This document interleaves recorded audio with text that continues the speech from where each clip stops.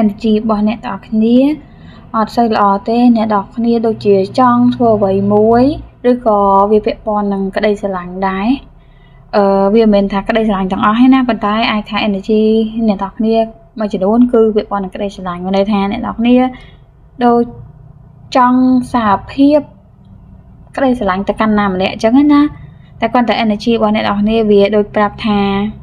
អ្នកទាំងអស់គ្នាអត់ធ្វើវាទេអ្នកទាំងអស់គ្នាកំពុងតែជាប់គាំងនៅមួយកន្លែងឬក៏អ្នកទាំងអស់គ្នាបើមិនមែនជាក្តីស្រឡាញ់ទេក៏វាជារឿងផ្សេងមួយទៀតដែលអ្នកទាំងអស់គ្នាថា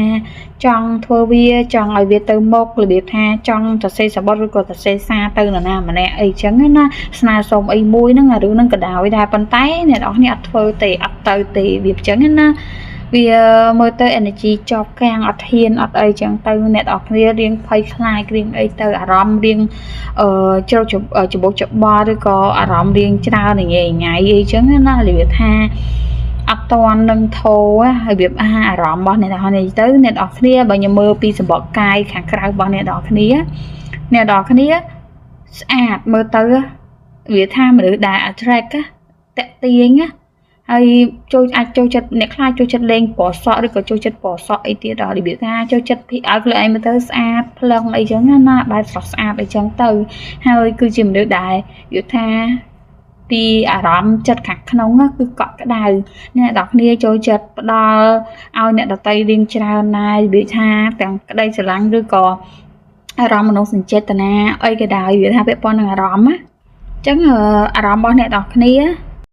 វាមើលទៅបែបល្អពេញលេញអីចឹងណាគ្រាន់តែអ្នកទាំងគ្នាដោយសារតែអារម្មណ៍មនោសញ្ចេតនាច្រើនពេកអារម្មណ៍វាច្បុកច្បល់វា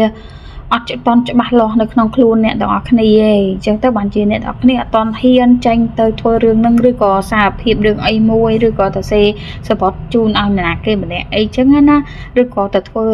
អីមួយពាក់ព័ន្ធនឹងតែអានេះគឺពាក់ព័ន្ធនឹងអារម្មណ៍ច្រើនខ្ញុំមើលទៅគឺពាក់ព័ន្ធនឹងអារម្មណ៍វាសង្ឃថាក្តីស្រឡាញ់ក៏ច្រើនដែរឬក៏អ្នកទាំងគ្នាចង់ចាប់ផ្ដើមអីមួយថ្មីក៏អត់តន់ហ៊ានដែរតែក៏នៅតែពាក់ព័ន្ធមួយអារម្មណ៍របស់អ្នកទាំងគ្នានិយាយទៅគឺអ្នកទាំងគ្នានៅច្បោកច្បល់ខ្លាំងមែនតើព្យាយាម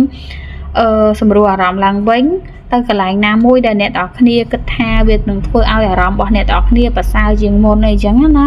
រឿងសម្រួលអារម្មណ៍ឬក៏អ្នកទាំងគ្នាអាចតាំងស្ដាប់ភ្លេងរបៀបថាមួយសណ្ដំឲ្យរបៀបថាឲ្យយើងរៀងស្ងប់ក្នុងចិត្តឲ្យយើងរៀងគិតបានល្អឬក៏ទៅកន្លែងណាមួយស្ងប់ស្ងាត់ស្ដាប់ទឹកសមុទ្រស្ដាប់អីចឹងណាទៅព្រៃភ្នំទៅអីរបៀបថាដើម្បីឲ្យខ្លួនយើងរៀងស្រស់ស្រាយមកវិញបន្ធូរអារម្មណ៍មកវិញគិតចេញមកវិញចឹងព្រោះឥឡូវកំពុងតែនៅក្នុងស្ថានភាពមួយដែលគិត